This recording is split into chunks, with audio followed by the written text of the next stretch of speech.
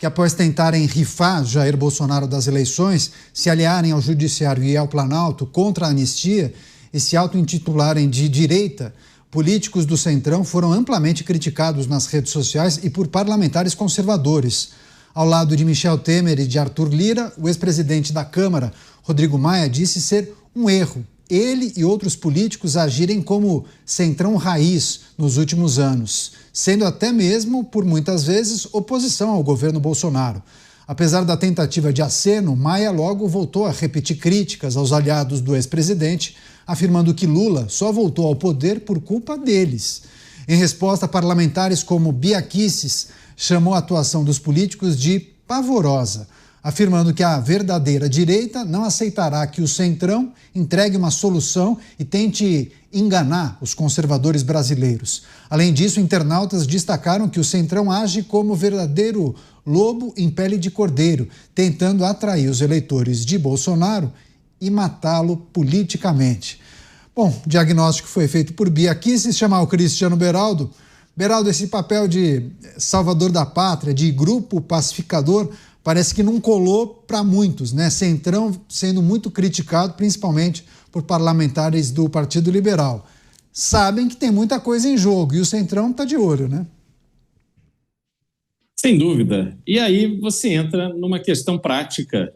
Esses parlamentares que foram eleitos e reeleitos, alguns com base no apoio que receberam de Jair Bolsonaro, eles precisam da força de Jair Bolsonaro viva nas eleições do ano que vem.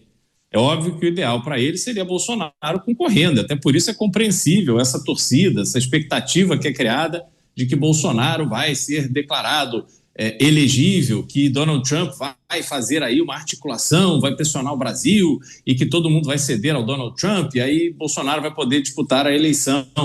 Essas pessoas, elas precisam desse hype em torno de Jair Bolsonaro para que elas tenham chance de serem reeleitas na eleição do ano que vem.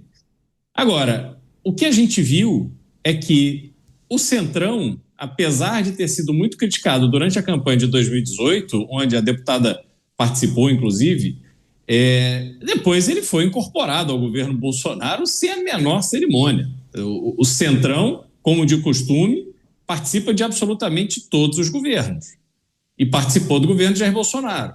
Foi importante para o governo de Jair Bolsonaro. Jair Bolsonaro, desde o início, nomeou ministros vindo de partidos do Centrão. Então, a articulação política ficou a cargo do senador Ciro Nogueira, que é um expoente desse grupo de partidos que comandam o Brasil já há muito tempo. Então, quando se reúnem Aécio Neves, Michel Temer, Rodrigo Maia, que foi presidente da Câmara, foi deputado por vários mandatos e hoje é representante dos bancos. E os bancos são muito organizados na sua comunicação. Eles são muito objetivos. Se Rodrigo Maia está falando isso, é porque isso foi alinhado com os bancos. Os bancos não querem falar diretamente, porque, obviamente, precisam se relacionar com o governo. Mas um porta-voz de uma associação setorial pode falar, e foi o que Rodrigo Maia fez, passou um recado. Então não adianta espernear. Não adianta ficar dando declaração, que faz parte do jogo político, é claro, da cena, mas no fundo, eles sabem que precisam dessa articulação com o Centrão, precisam que o Centrão apoie a candidatura que for, finalmente, se é que algum dia será escolhida por Jair Bolsonaro, quem será o candidato, porque se não for assim, será uma candidatura isolada. Então, esses comentários, candidato, não passam de uma reação a algo que eles não gostaram de ouvir. Mas eu tenho certeza que até o final de hoje, no jantar, todos estarão juntos, confraternizando, brindando uma taça de vinho caro, tomando um cafezinho, depois vai todo mundo para casa feliz e a gente vai ficar aqui achando que realmente tem alguma rusga ali entre eles. Pois é, mas o Beraldo lembrou o episódio do Ciro Nogueira, né, Dávila? Mas o Ciro Nogueira não foi o ministro-chefe da Casa Civil desde o princípio, né? Era um militar quem comandava essa articulação, Luiz Eduardo Ramos, mas em dado momento Jair Bolsonaro se viu impossibilitado de articular com aqueles partidos do Centrão e colocou Ciro Nogueira, que desempenhou aquele papel. Mas muitas críticas em relação ao posicionamento dessas lideranças do Centrão, né, desses partidos de centro, que tentam de alguma maneira se colocar ou posar como se fossem os maiores expoentes da direita. Não é bem assim, né, Dávila? É verdade, Canhato. Mas olha, olhando para as últimas semanas, dá para nós concluirmos que manobra extraordinária o Centrão fez. Veja só que coisa interessante. Primeiro, usaram os bolsonaristas e parte do PL para aprovar o cesto de urgência que precisava na medida para rapidamente ser aprovado no Congresso e entrar em votação o projeto da anistia. Não foi isso que aconteceu? Só que isso foi feito depois de uma conversa do presidente da Câmara, Hugo Motta, com Lula. Ou seja, hoje dá para deduzir que estava combinado o jogo. Olha, nós vamos usar a ala bolsonarista do PL, conseguir os votos, somar os votos do Centrão, aprovar a medida de urgência. Em seguida, o relator vai ser escolhido, o Paulinho da Força, que já tem um pré-projeto que já está meio costurado com todo mundo, que é o da tal da dosimetria. Parece claro hoje, olhando o cronograma dos eventos pré-votação, que o PL comemorou com razão, como uma grande vitória aquela noite, mas que já estava tudo agendado nesse tabuleiro do xadrez político, os próximos movimentos no tabuleiro. Porque foi muito rápido tudo. O dia seguinte já tinha lá Paulinho da Força como relator, 48 horas depois já estava articulando com Michel Temer e outros caciques do Centrão, já tinha-se um esboço, o Supremo já não resistia àquele projeto, ou seja, essa história já estava rolando. E, na verdade, a ala conservadora do PL tomou um tapetão, sim, do Centrão e entrou em votação aquilo que já havia sido costurado por trás dos palcos. Ou seja, mais uma vez, o Centrão mostrou a sua enorme habilidade de dar mortais e saltos carpados e fazer com que, no fundo, a versão deles é que se torna triunfante. Pois é, mas em algum momento nós achávamos que alguns dos partidos do Centrão estavam muito alinhados com o Partido Liberal, mas de 2 semanas para cá uma mudança importante nessa movimentação que indica que, na verdade, pegaram outro caminho, né, Mota? Difícil dizer, Canhato. Eu queria só lembrar um comentário que eu fiz há alguns meses aqui, talvez no início do ano. Eu disse, olha, há uma onda conservadora varrendo o mundo. Na próxima eleição, podem anotar, todos os candidatos vão dizer que são de direita. Olha aí, está acontecendo. Agora, eu acho importante, nesse debate, a gente explicar o que a gente entende por ser de direita, porque senão daqui a pouco até a esquerda brasileira, que já virou patriota, né, uma coisa impressionante, abriu uma bandeira do Brasil gigantesca, daqui a pouco até a esquerda está dizendo que é de direita. Então, eu vou propor aqui ao nosso espectador, ao nosso ouvinte, um teste rápido para saber se você é de direita. Responda essas perguntas. Você acha que a propriedade privada é sagrada e o Estado não pode mexer na sua propriedade? Você acha que o Estado tem que ser enxuto, focado apenas nas suas missões essenciais? Nada de produzir filme, procurar petróleo e fazer show? Você acha que os impostos têm que ser o mínimo possível? Você acha que o criminoso tem que pagar pelo crime que ele cometeu?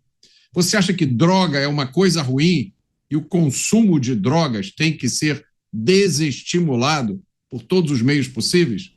Você acha que a família é o componente fundamental da sociedade e precisa ser estimulada e protegida?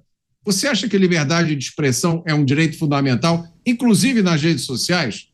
Você acha que todos são iguais perante a lei, sem direito a nenhum tipo de privilégio?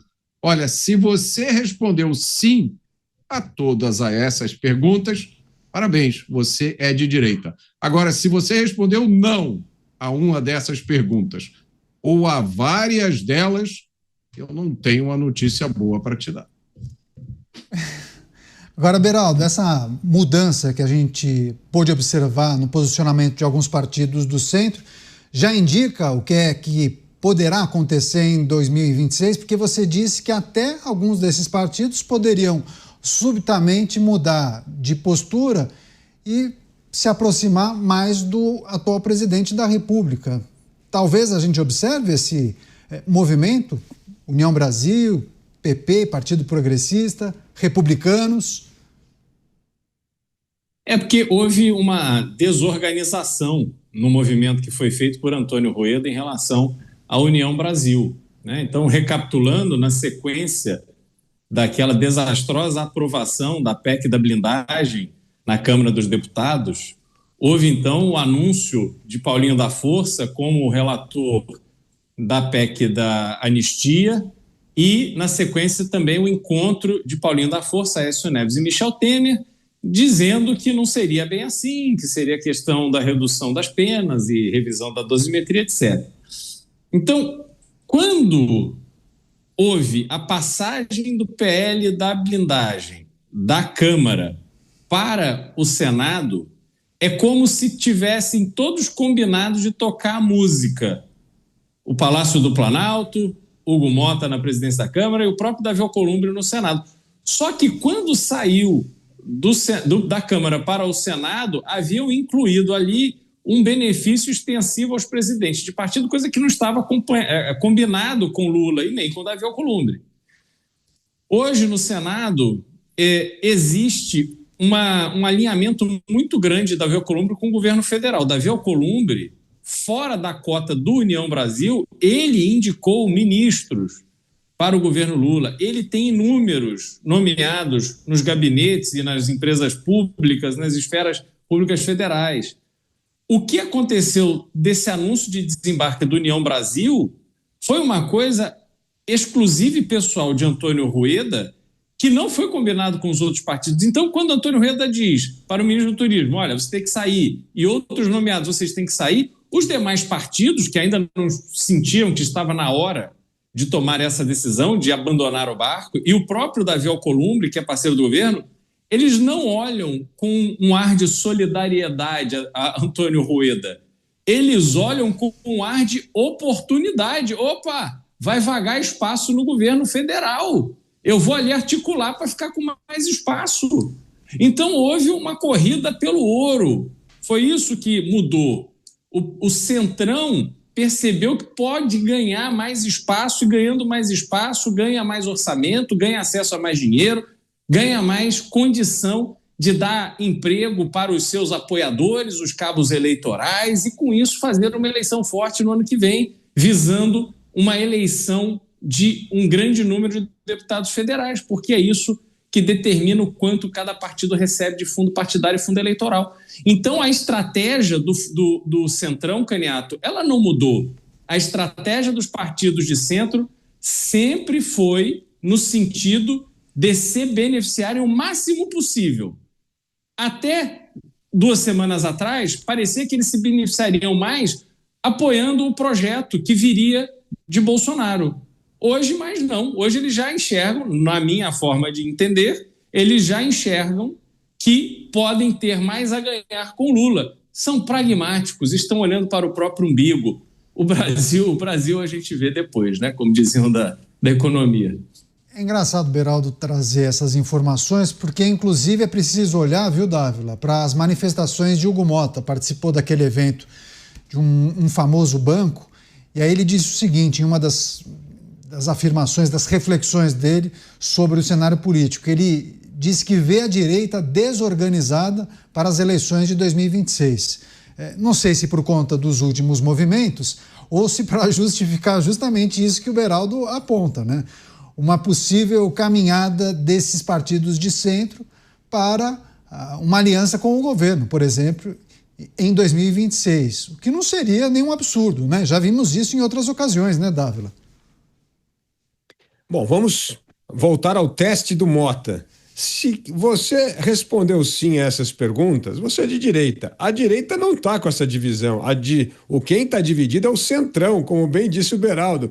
O Centrão é que não sabe se acaba entrando na canoa do governo ou na canoa da oposição. O Centrão é que está ainda estudando para onde é que o vento vai soprar e onde é que vai render mais votos em 2026.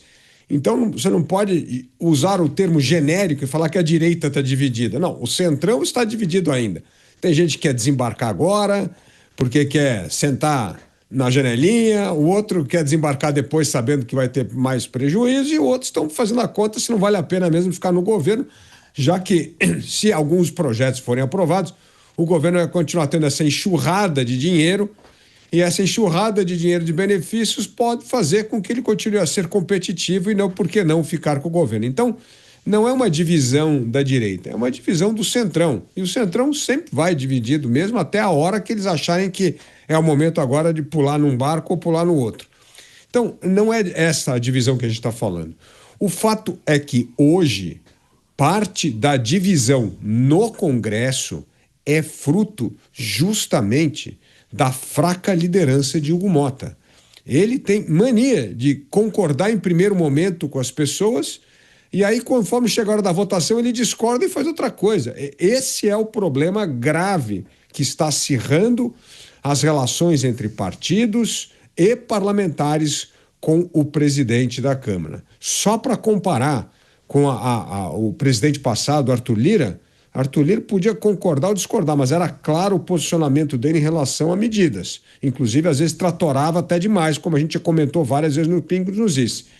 Mas com Hugo Motta, a palavra de hoje não vale amanhã, porque mudou as circunstâncias. Então, assim, é algo que gera enorme tensão e insatisfação entre os parlamentares com o presidente da Câmara. E isso é muito ruim no momento que matérias importantíssimas, delicadas e que podem afetar drasticamente o bolso de todos os brasileiros estarão em votação nas próximas semanas.